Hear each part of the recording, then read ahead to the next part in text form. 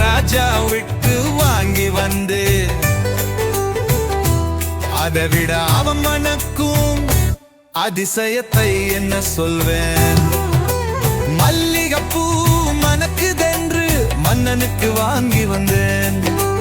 அதை விட அவன் மனக்கும் அதிசயத்தை என்ன சொல்வேன். சம்மதிக்கு மணக்கிடந்து சண்முகனுக்கு வாங்கி வந்தேன். அதை விட அவன் மனக்கும் அதிசயத்தை என்ன சொல்வேன். பிச்சுப்பூ மணக்குதென்று பிள்ளைக்கு லாபம் இங்கே வந்தேன். அதை விட அவன் மனக்கும் அதிசயத்தை என்ன சொல்வேன்.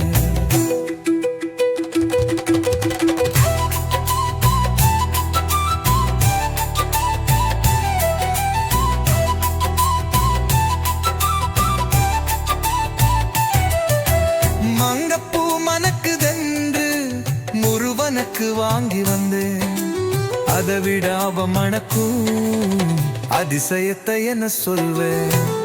தாமரை பூ மணக்குதென்று தங்கத்துக்கு வாங்கி வந்தேன். அதை விட அவன் மணக்கும் அதிசயத்தை என்ன சொல்வேன். குறிஞ்சிப்பு வனக்குதன்று குமரனுக்கு வாங்கி வந்தேன். அதை விட அவன் மணக்கும் அதிசயத்தை என்ன சொல்வேன். இப்போது மணக்குதென்று வலதுக்கு வாங்கி வந்தேன். அதை விட அவன் மணக்கும் அதிசயத்தை என்ன சொல்வேன்.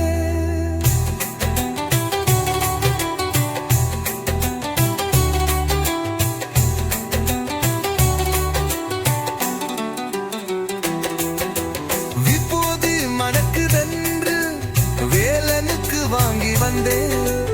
அதை விட அவன் மணக்கும் அதிசயத்தை என்ன சொல்வேன். சந்தனம் மணக்குதன் சண்முகனுக்கு வாங்கி வந்தன். அதை விட அவன் மணக்கும் அதிசயத்தை என்ன சொல்வேன். குங்குமம் மணக்குதன்று குமரனுக்கு வாங்கி வந்தேன். அதை விட அவன் மணக்கும் அதிசயத்தை என்ன சொல்வேன்.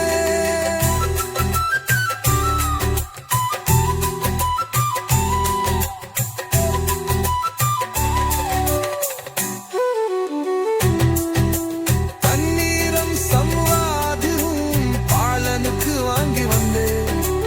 அதை விட அவன் மணக்கும் அதிசயத்தை என்ன சொல்வேன். வாங்கி வந்தேன். அதை விட அவன் இருக்கும் அழகினத்தை என்ன சொல்வேன். வைர கிரீடம் ஒன்று வள்ளலுக்கு வாங்கி வந்தேன்.